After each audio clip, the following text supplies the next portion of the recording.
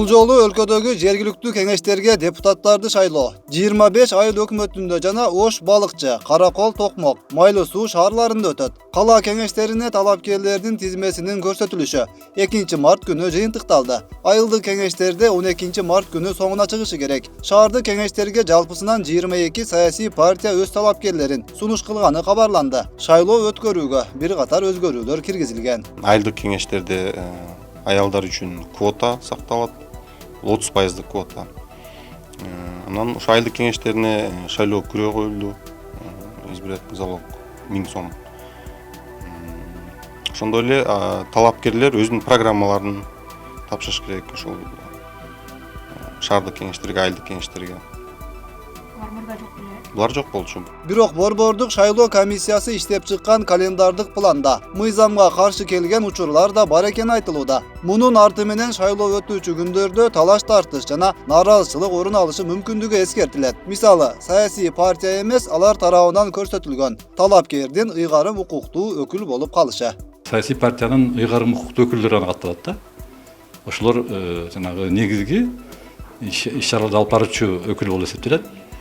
Мыйзам боюнча ошолор саясий партияны катыша турган саясий партиянын талапкерлеринин тизмесин шайлоо комиссияларына өткөрүп берүүчү жак болуп эсептелет да. Календардык планда болсо жеке талапкер өзү талапкердин ыйгарым укуктуу өкүлү деп жазылып калыптыр. Бул туура эмес. Себеби ошо шаардык кеңешке аттанып аткан талапкерлер өздөрүнүн ыйгарым укук дайындоого укугу жок. Тыюу салынган.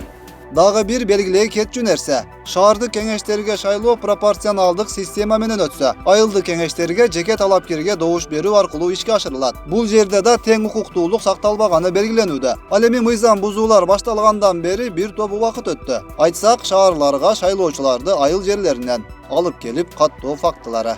Эми бир үйгө баягы көп адамды катталып кетиши дагы, эми алар бир эле алып келген эмес да, постепенно алып келгенде ушундай үйдүн ээлеринин макулчулугу менен коюлган. Алдыңкы шайлоолордо буга чейинкилеринен айырмаланып, айтылып жүргөн добуш сатуунун баасы да бир топ кымбатташын белгилеген тараптар да жок эмес. Бирок борбордук шайлоо комиссиясынын өкүлдөрү мындай аракеттер добуш берүү участкаларынын ичинде эмес, сыртындагы тараптарга көз каранды экенин айтып келишет.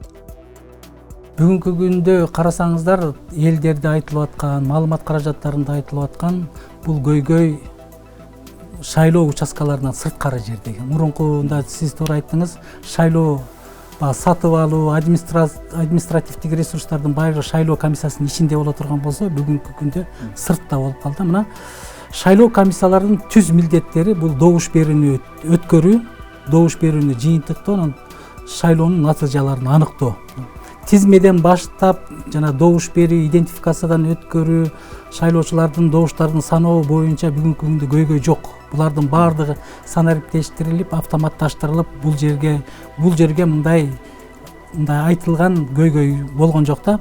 Эскерте кетсек, 5 шаардагы 169 мандатка 3108 талапкер көрсөтүлдү. Быйыл 12 апрелде Баткен, Жалал-Абад, Нарын, Ысык-Көл, Чүй, Ош облустарынын аймактарындагы 26 айылдык кеңештин жана Каракол, Балыкчы, Токмок, Ош, Майлуу Суу шаардык кеңештеринин депутаттары шайланат. Үгүт өнөктүгү шаардык кеңештерди шайлоого 13 мартта, айылдык кеңештерди шайлоого 23 мартта башталат.